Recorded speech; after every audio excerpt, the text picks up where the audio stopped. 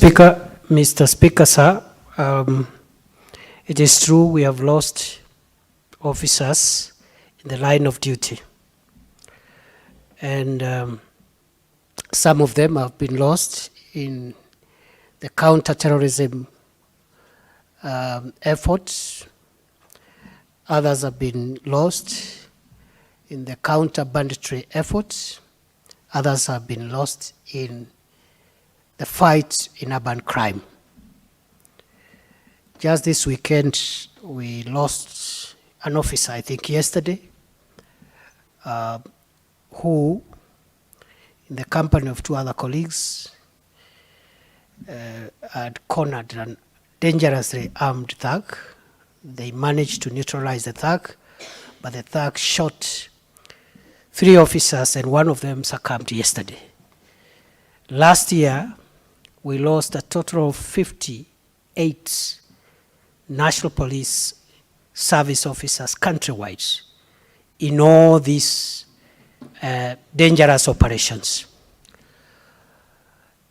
As to the question whether we send recruits to dangerous missions, the answer is no. We have reserved the deployment of officers in complicated security operations, those that involve the fight against terror, bandits, and other dangerous criminals, to elite units within the National Police Service. So it's not about age of the officer. It is the training of the officer that determines the deployment. Because you can have a very experienced officer, but has no exposure, has no training to handle sophisticated crime.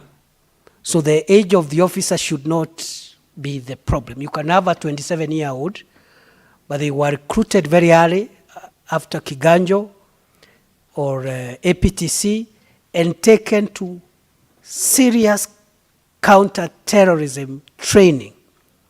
It could be 24, 25, but that is the best we have for that effort. So the age should not be a worry. What should be a worry for us as a nation is the loss of our officers in the hands of criminals. I have committed on behalf of government that we shall go out of our way to minimize casualties on our side. So far, in Operation Maliza Uhalifu, we have not had many casualties. We've not had casualties, so to speak. The solution is the 25 billion police equipment modernization program, which has already been completed and the deliveries have started trickling in. And I want to assure the country, in the coming weeks and months, we will turn around the story around terror. And it will be impossible. It will be difficult, if not impossible, for criminals to be able to fell down our officers. We'll